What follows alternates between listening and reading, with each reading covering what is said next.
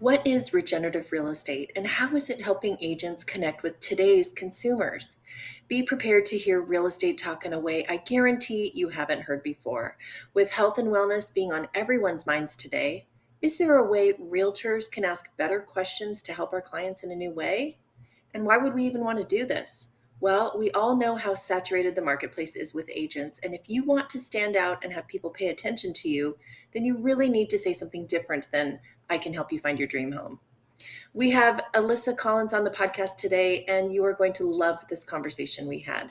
She and her husband Neal started the regenerative real estate movement that is now spreading across the country as many agents have resonated with their message and have been able to grow and be more mindful and conscious agents through having this new perspective. So if you're curious to learn more about changes that are happening in the real estate industry, you really must listen to this awesome episode. Let's grow. Welcome to the Real Estate Marketing Podcast, where we explore a unique strategy no one is talking about that will enable you to engage more people with authentic conversations about your business more often. And it's called Wellness Real Estate. Not sure what that is or how it can help you as an agent? Well, that's what this podcast is all about. In fact, wellness real estate is growing so rapidly that it is projected to be nearly $870 billion by 2027. I'm Sheila Alston, and I'm your host. I'm also the founder of Healthy Home Media, where I help agents all over the country leverage this new trend in the industry to spark new conversations that will get people to listen to you and notice your brand. So if you're tired of spinning your wheels without any leads or sales to show for it, then stay tuned. I guarantee this podcast is not like any you've heard before. Welcome to the Wellness Real Estate Podcast.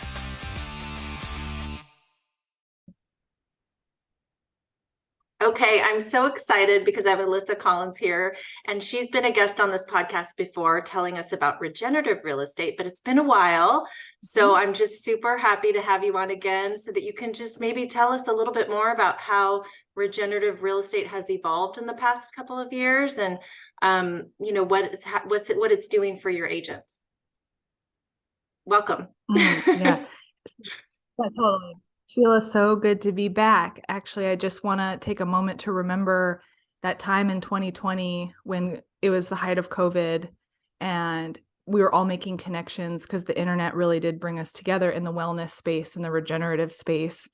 And a lot has happened in the last 3 years, really, since we probably spoke. And I suppose just to start, regenerative real estate, as we've come to learn, is all about the quality of our thinking and how we approach how we live at home and how we inhabit our places. And our places could be our homes, our neighborhoods, our community, our towns, our cities. And so it's just about thinking a little bit differently, truly. Some people have called it a thinking technology. So Wow. Some of our teachers, namely Bill Reed at the Regenerative Institute, calls it a thinking technology. And I think that that's a really important piece to note. Yeah, I haven't heard that before. That is interesting. But so, maybe you could just clue us in a little bit more with how regenerative real estate kind of began for you guys, for people who didn't hear the podcast 3 years ago. Yeah. So I was a real estate agent working in Portland, Oregon, under my own brokerage, Latitude Realty, LLC at the time. It's my partner, Neal, and we had another business partner who was our managing or principal broker.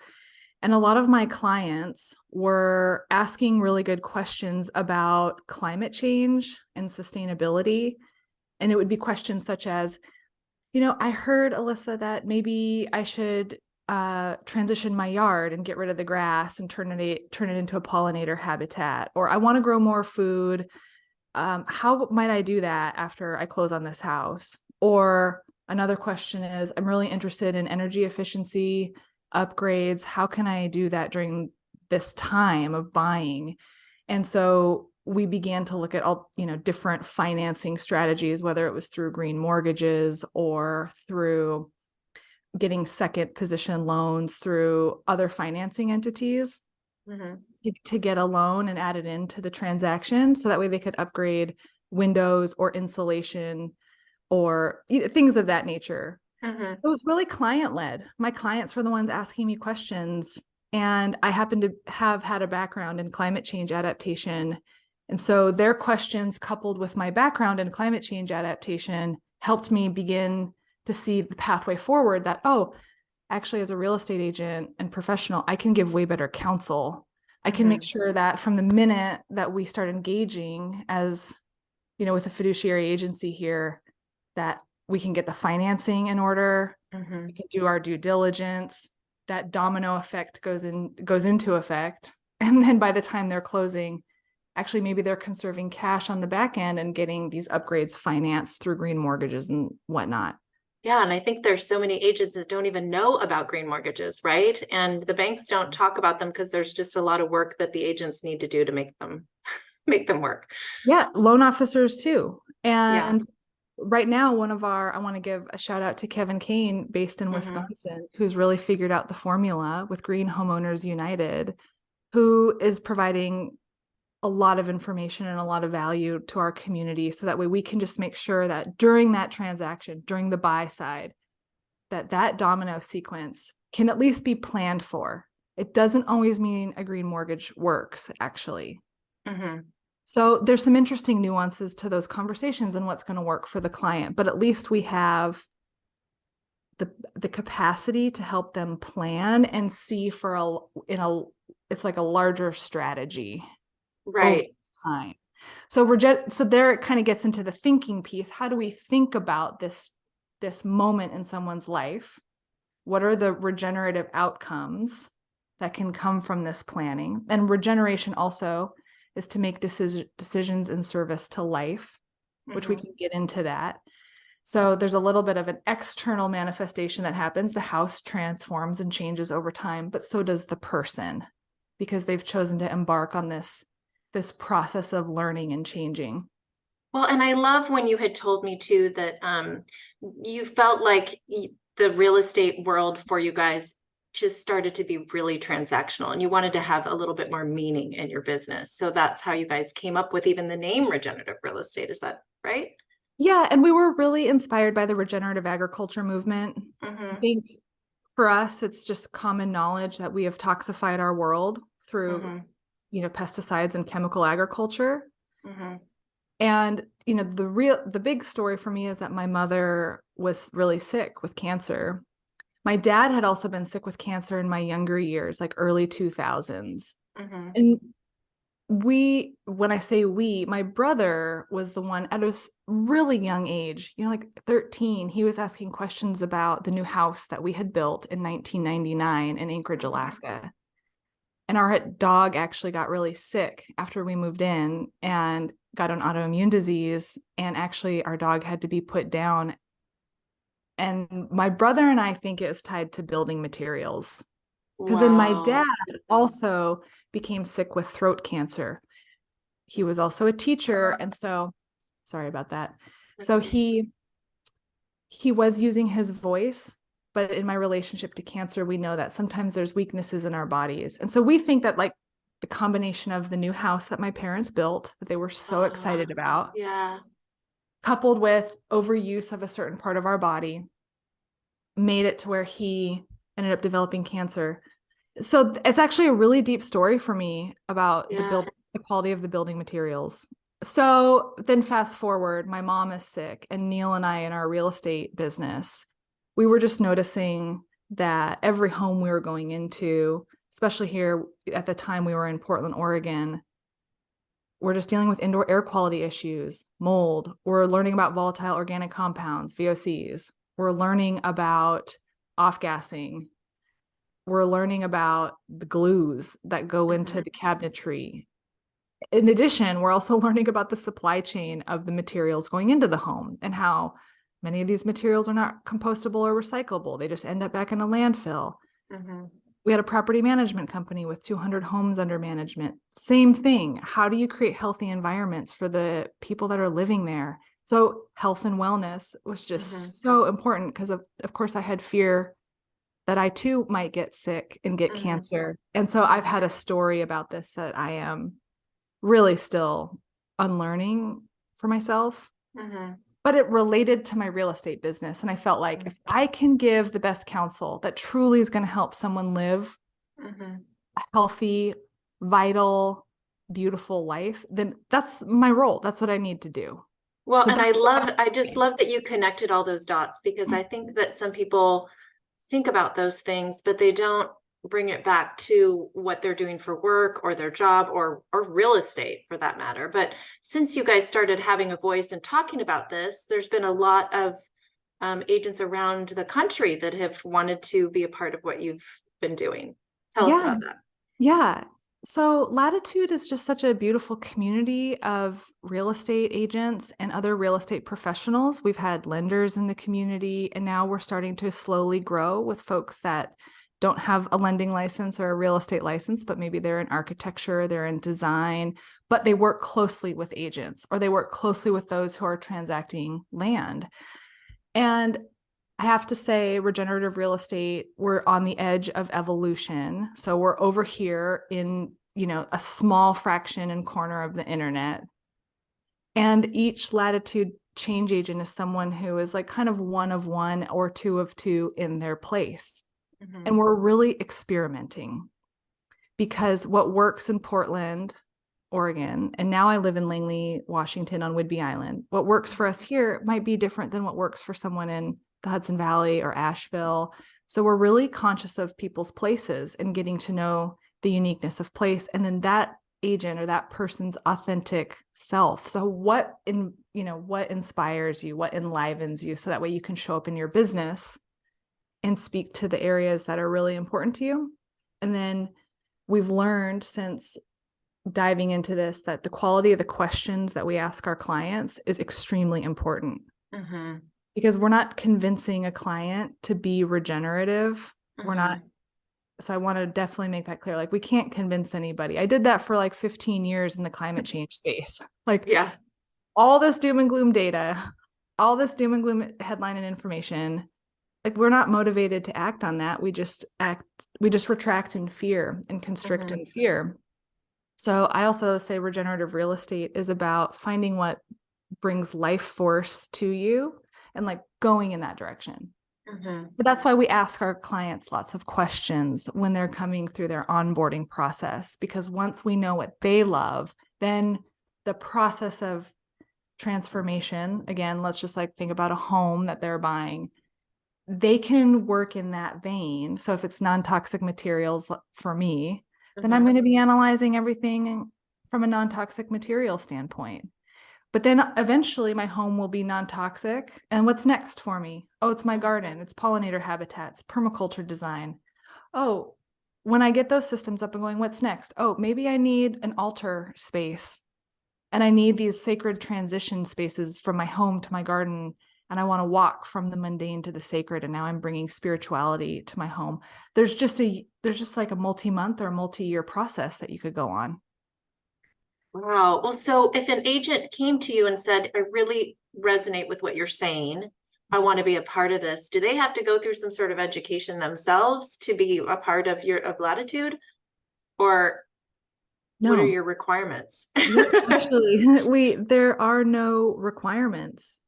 We used to require that everybody become Living Future accredited through the International Living Future Institute. Mhm. But I don't want to require anybody to do anything.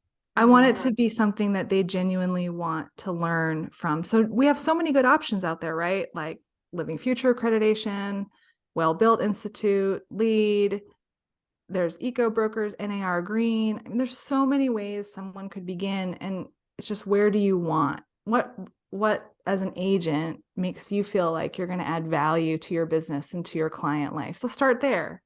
Yeah. Just start there. And within Latitude, yes, we have a framework, the 5 roots of regenerative real estate, and that is health and wellness as a Mhm. root, sustainability, so closed loop systems, community, like what type of neighbor and person do you want to be, or are you? What are your gifts? How might you contribute to your community? Ecology, permaculture, land, gardens, Mhm. pollinator habitats, and then spirit of place. Like, what makes this place special and unique? What is the essence of this place? And those are kind of hard questions for some, but we really start to sink into our bodies too, to feel like what makes these places special, and why do we choose to live here? There's a spirit that always ends up emerging. So Well, we train to that. that's amazing. You know why? Is because through that training yourself or just opening up to those kinds of questions for yourself as an agent, you are asking different questions to your clients, right? And they're probably like, wait a second, I hadn't ever thought of that before. I was just looking at square footage and room count before and in a specific neighborhood. I hadn't thought about some of these other things that bring into whether or not I'm going to love living there and whether it's healthy for me and my family so I could stay there for a long time and not have to move again in 5 years or Yeah, right. whatever. Yeah, totally. Like, if you make decisions for the health and well-being of your family, how would that result in a different outcome than if you make decisions based on the cosmetic nature of the home?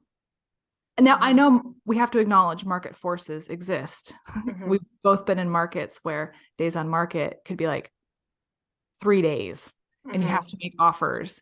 And all day long, you wish that you could make your home purchase based on the overall health and well-being of your family. But hopefully the city you live in contributes to your underlying health and well-being. And hopefully the neighborhoods and the locations you're looking for can contribute. So then those specific homes, as they emerge, you just know you can act on it. Well, and you have knowledge as their realtor to be able to share with them upgrades and things they can do to make it better and Yeah, healthier. exactly. Yeah. Yeah. So it's regenerative real estate is really a process to internal and inner transformation, which gets to that. If the agent, the real estate professional, is embodying these values and living them at home too, then Mhm. you can speak more coherently and confidently towards these processes. So I think what we have found in our community is that everybody lives the values, Mhm. and the values are, being authentic. They are practicing ecological thinking. So we always use the forest as a metaphor, like how trees work together and how the roots are intertwined, and how there's all these relationships in a forest, from the fungi to the birds to the predators. And there's all these interconnections. So how does our business also embody that same type of ecosystem approach? And how are we building an ecosystem of other aligned professionals, right? Plumbers, electricians, all the people that we know that help us get a transaction closed. Mhm. If I know that my plumber cares and we're in alignment together, it's even better than just being able to show up within 48 hours to get, the sewer Right. scope done. Right.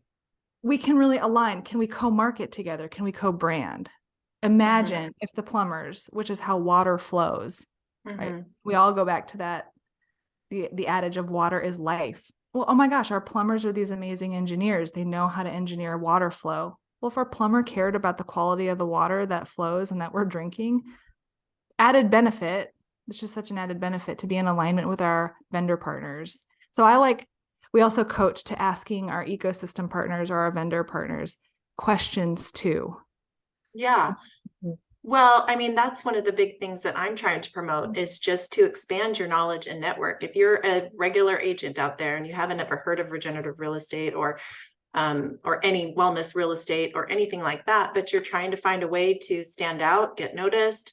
I mean, do look at your values, what's important to you, but know that this is going on in the industry and that there are many like-minded people who are trying to provide more value for their clients, right? And to help people not only just get the house of their dreams, but love that house and know that it's healthy for their family so they can thrive.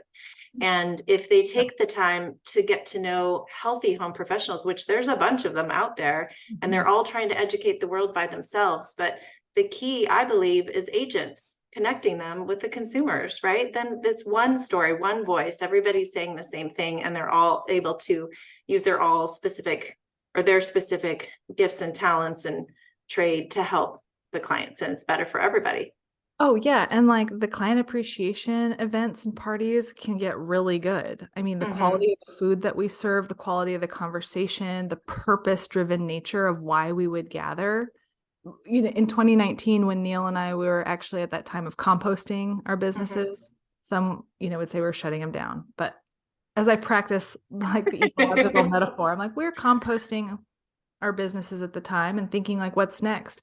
And we had a dinner that was framed on a sustainable future is a flavorful future. Mhm. And we invited all of our 30 closest real estate allies. And we just posed a question to the group: how might we do this better and differently? And had a generative topic and experience. And out of that, our lender friends, our title partners, other investors, everyone walked out feeling really excited. And it was that building will. So that's something that we Yes. talk about in the regenerative real estate space, and the regenerative education is where there is will. And it's not just like willpower, like I'm muscling my way into it. But when we Mhm. have will to do something, transformative outcomes can occur, because we also then, through having will, Mhm. we connect with our vendor partners and our people who are also value aligned, and we create energy. Mhm. And that energy is what travels. And so when you just mentioned, like, there's a lot of professionals in the wellness space that are alone, educating people alone. What we have to do is connect, Mhm. because regenerative real estate would not have existed if it was just Neal and I still working as a team in Portland. Mhm. But we've been able to connect with others who are willing to show up. They have a will, they have a desire to have impact in their business. So we just talk about, how do you create the conditions for people to thrive in it? And it's being tapped into your authentic self, so that way you can Mhm. speak authentically. And then we go back: what's your story? What's your regenerative story? Or what's your wellness story? And people start to reflect on like their life experience, and then they're able to pull from that, and then those can become helpful talking points in their educational endeavors, because they can genuinely connect. They're not trying to force themselves. Well, it's just so interesting because I feel like that parallels how forward-thinking developers have actually started building these communities that are wellness communities, because it wasn't just one developer who came up with a great idea and did it all himself. I mean, the stories that you hear are that they've worked with other people in the community to find out what it is that everybody's wanting to build towards, right? And they end up with something amazing. Maybe it's something centered on an organic farm, and there's walking trails and access to nature, and they're bringing the community bond together so that your neighbors know each other. You don't just drive up into your garage and have everything at home and then never know your neighbors, even though you lived there 10 years. Yeah, I know. And I have to like celebrate and pay homage to the developers who are doing this work, because they too have been at the edge of evolution. I mean, we have city codes, as you know, that are old and Mm-hmm. outdated, predicated on single family dwelling, a time of when single family homes were just the norm, the Mm-hmm. post World War II. I mean, some might say it was a propaganda machine, right? Because we needed to make sure that we had housing for everybody. We were having population boom. World War II ended. I think Neal just read a sentence to me out of a book that said, but in our lifetime, between like 1982 and 2020, 43 million acres of America was suburbanized.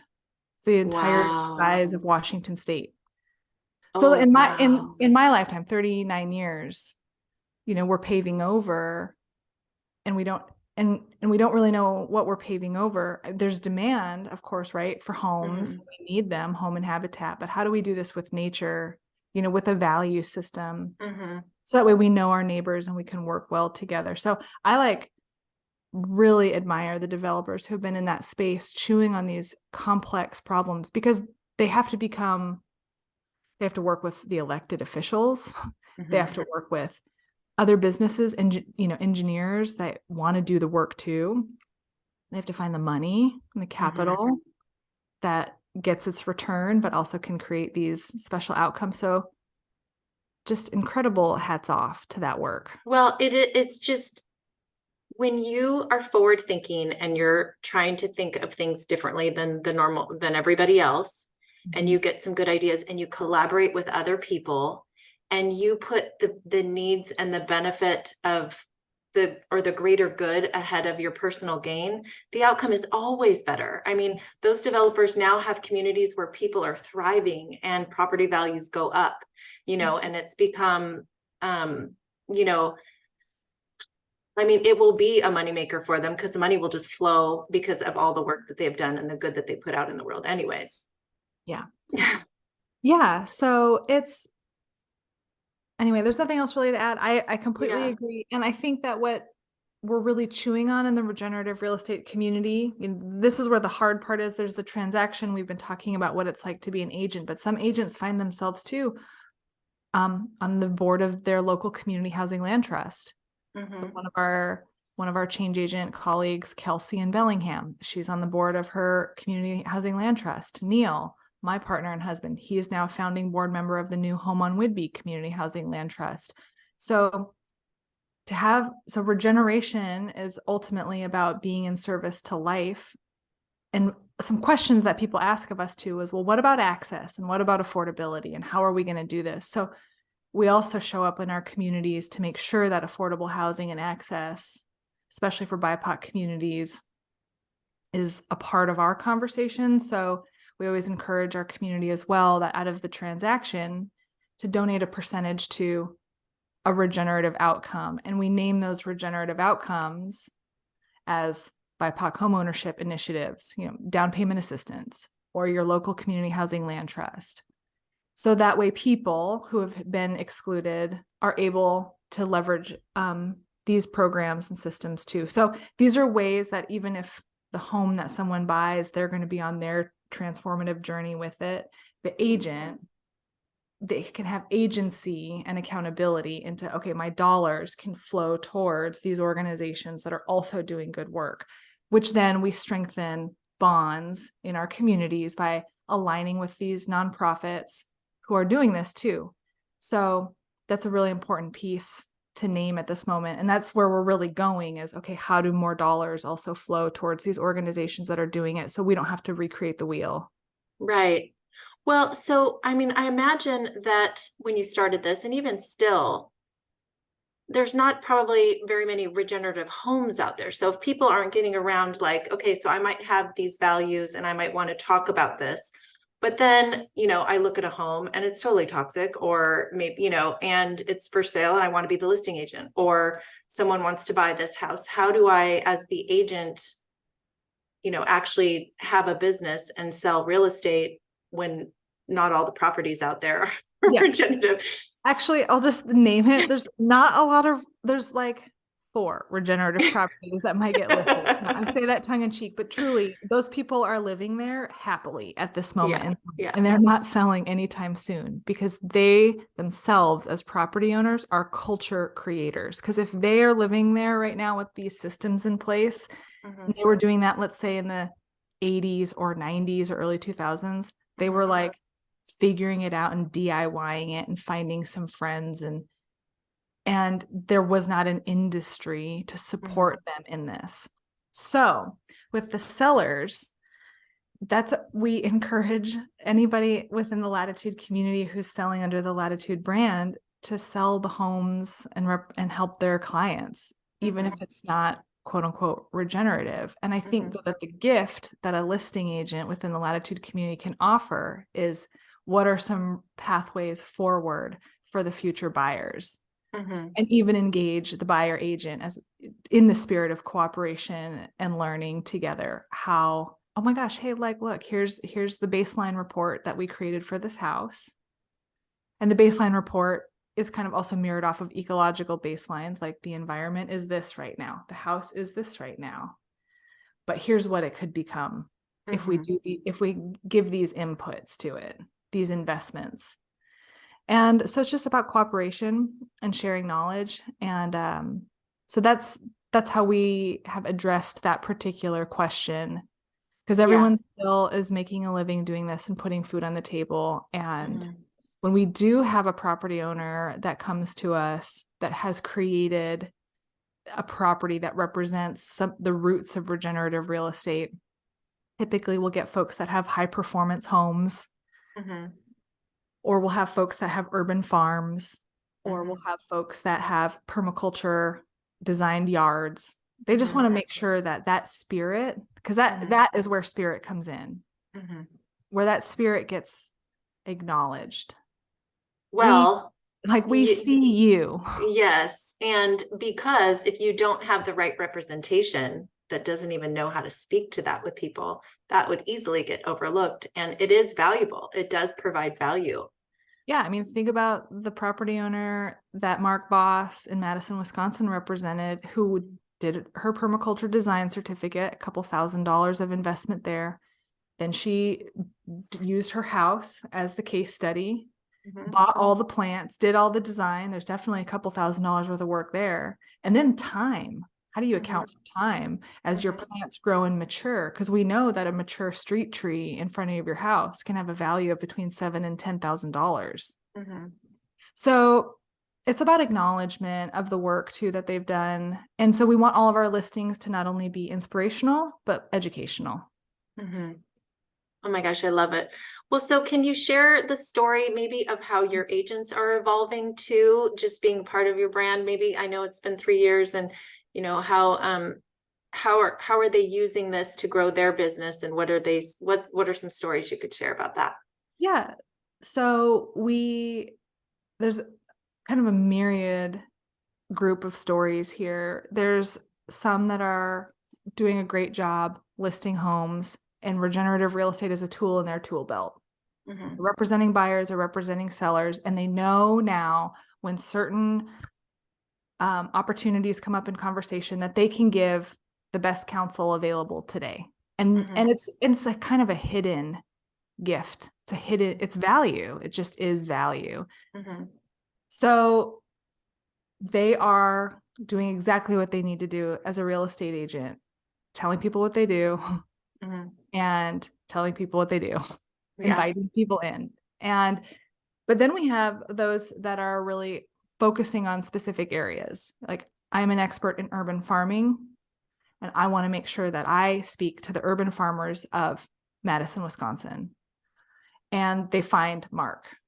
And now for him, it goes beyond, because he has also been an urban farmer for 25 years. He can speak also as a farmer, Hmm. legitimately biodynamic farmer at that. And he's a real estate professional who knows exactly how the transaction is going to go and how to leverage the green mortgage world and make sure that financing is nice and tidy and people can plan well for their futures. We've had some folks who have actually stopped being agents and they've decided to go get a master's degree. They're applying to graduate school right now. And they've been so inspired by the work that the real estate license coupled with the regenerative real estate work has led them into, okay, I actually want to be an urban planner and I'm applying Wow. to these programs. And so I've been blessed now to write some letters of recommendation.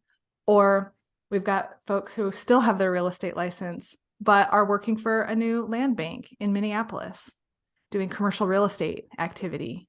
So they still keep their license active. They still have it available for clients as needed, but they're doing commercial real estate work and land banking properties in the Twin Cities to ensure that good regenerative development happens. So we have a wide variety of people in the group too. And I think that that's such a strength.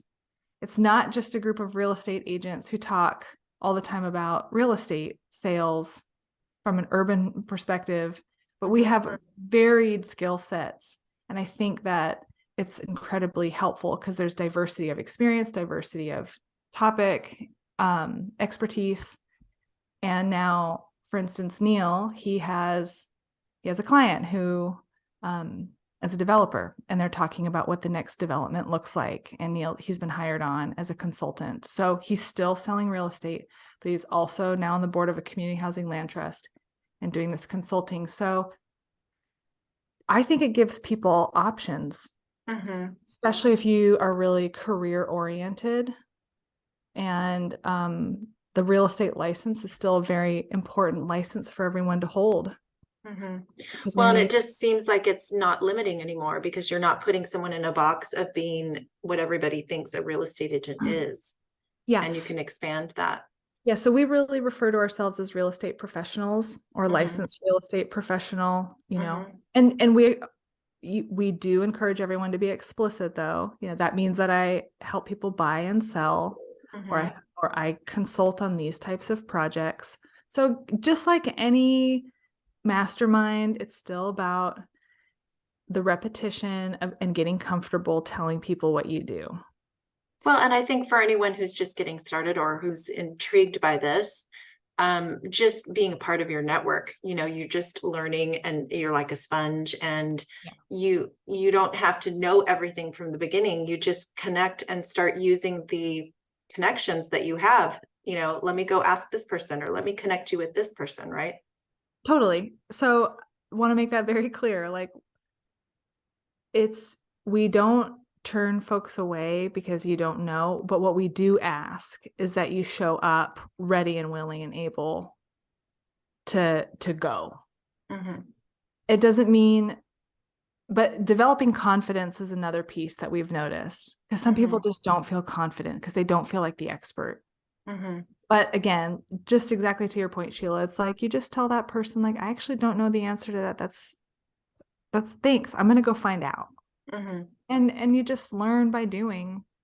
So, I mean, having some real estate transaction experience, I think, does help, because you can really rapidly bring in the values of regenerative real estate and the learnings, and couple it with your business. So I do think that having, 5 or 6 transactions under your belt, or a year or two, can help. Mm-hmm.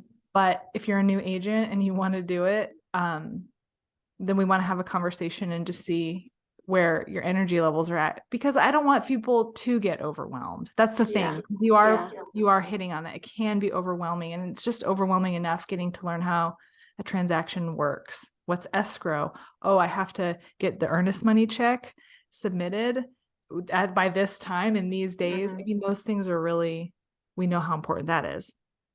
Well, and I do think that too, a lot of people get into real estate and they don't really realize that you're going to be a small business now. Not only do you need to learn real estate, but you need to learn how to get leads, get sales. You need to learn how to market yourself. You need to learn how to do your own accounting. You need to learn how to be your own boss and manage your time, right? File taxes, make And sure you file have tax. Yeah. make sure you have Oh, enough money yeah. set aside for tax season. I Yeah. feel like my first 2 or 3 years of owning a business was just so rough, because I'm like, oh my God, I had no idea that I was supposed to do that. So anyway, 10 years later, I feel good. I know that I've got my quarterly taxes to pay, but it's true. Starting out as a new realtor, you just don't treat it like a business, because you embody it and you think it's who you are. And so Yeah. that's the other thing. It's like, this is my business. This is not Yeah. who I am. Yeah. It's what you choose to do every day. Yeah. Mhm. Yeah. Oh my gosh, this was so wonderful. I love it. So, how can people learn more about regenerative real estate? Where do they go? So our website is chooselatitude.com, Mhm. CHOOSELATITUDE, Choose Latitude. My husband Neal produces the Regenerative Real Estate podcast, and there's just so many rich conversations that are happening there. And it will give you a cross section of what regenerative real estate is, which is a Mhm. lot of things. And you can follow us on Instagram at latitude.regenerative.re. And let's see, essentially that's it. Oh, we have a Mighty Network where we do gather. Mhm. And so that's at least a place where eventually, as courses develop and more formal workshops come forth, that's where we'll be gathering. So Latitude has a Mighty Network. And there is an ecosystem directory as well on our website. So that ecosystem directory are businesses from around the country that apply to be a part of it. So you can just learn and also see who's in that nested system. There's like the Mhm. agent as one concentric circle, then there's your ecosystem as the next concentric circle, and then your clients. And obviously they all overlap. So Oh those my are the gosh. Yes. Okay. Well, I will put all those links down below so people can click on them. But thank you so much for being on the podcast today. It's always such a pleasure to talk with you, Alissa. Yeah, you too, Sheila. Thanks for having me. I appreciate it. I hope you enjoyed the conversation with Alissa Collins. To learn more about Latitude and regenerative real estate, head over to chooselatitude.com. You can also find out about the in person gathering they're holding August 29th through September 1st at Riverbend Farm in Saco, Maine. It looks like an amazing opportunity to collaborate and be a changemaker in real estate. Thank you so much for listening to today's episode. I hope you learned something new that will inspire you to think about your branding and how you can market yourself a little differently. If you enjoyed this episode, then you're going to love what I have for you because you don't need to wait to go get extra certifications or to grow and expand your network to get started attracting those new leads right now. You can simply begin by talking about wellness real estate trends and what you've learned on this podcast with others. I mean, this is pretty interesting stuff that no one has heard about, and I have all the tools that can make it even easier for you. Wellness Real Estate Magazine is a brand new wellness lifestyle magazine, and it's the only magazine that brings health and home together. We educate readers on industry trends and how to create a healthier home environment, written by industry experts around the country. And we have 3 covers to choose from: Wellness RE, Healthy Home, and Wellness at Home, so you can easily find one that aligns with your unique brand and messaging. These magazines are the perfect done-for-you tools that help you not only stay top of mind, but they educate and engage your audience, which positions you as an industry expert. Differentiate yourself and grow your brand the easy way. Learn more at healthyhomemedia.com.